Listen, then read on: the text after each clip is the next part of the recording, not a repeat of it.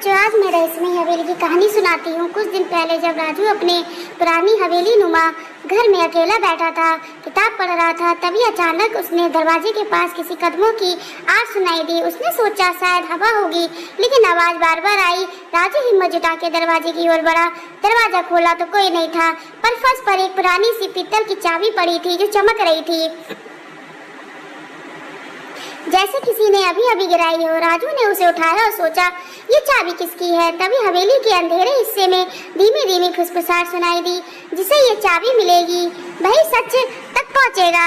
राजू का दिल तेजी से धड़कने लगा। अब सवाल था कि वह उस चाबी के हवेली का बंद दरवाजा खोले या फिर उसे वही छोड़ दे। राजू ने अपने कांपते हाथों से पुरानी चाबी को उठाया और हवेली के उस हिस्से की ओर बढ़ा जहाँ सालों से कोई नहीं जाता था। वहाँ एक भारी लकड़ी का दरवाजा था जिस पर जाले धूल जमी थी। उसने चाबी ताले में लगाई। चाबी घुसते ही दरवाजा चुरचुर की आवाज के साथ खुल गया। अंदर घुप अंधेरा था। राजू ने टॉर्च जलाकर देखा तो कमरे में पुरानी अलमारी, टूटे बर्तन और धूल भरी हुई किताबें रखी थी। अचानक उसकी टॉर्च की रोशनी एक तस्वीर पे पड़ी। तस्वीर में वही हवेली थी, लेकिन हैरानी की बात यह थी, तस्वीर में खिड़की से झांकता हुआ चेहरा राजू जैसा ही था। उसके पैरों तले जमीन खिसक गई। तभी पीछे से एक फुसफुसाहट फिर गूंजी, अब सच सामने है, हवेली का रहस्य तुमसे ही जुड़ा है। राजू घबराकर पलटा, लेकिन वहाँ कोई नहीं था। राजू का दिल जोर जोर से धड़क रहा था। उसका हाथ जुटाकर उस तस्वीर को हाथ में लिया।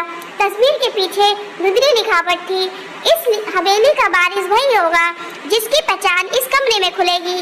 राजू को समझ नहीं आ रहा था। तभी अलमारी अपने आप चुर-चुर की आवाज से खुली और अंदर से एक पुरानी डायरी गिर गई। डायरी खोलते ही सब सामने आया। यह हवेली उसके दादा की थी। सालों पहले रहस्यमयी हालातों में वे गायब हो गए थे। चाबी उसी रहस्य को खोलने के लिए थी।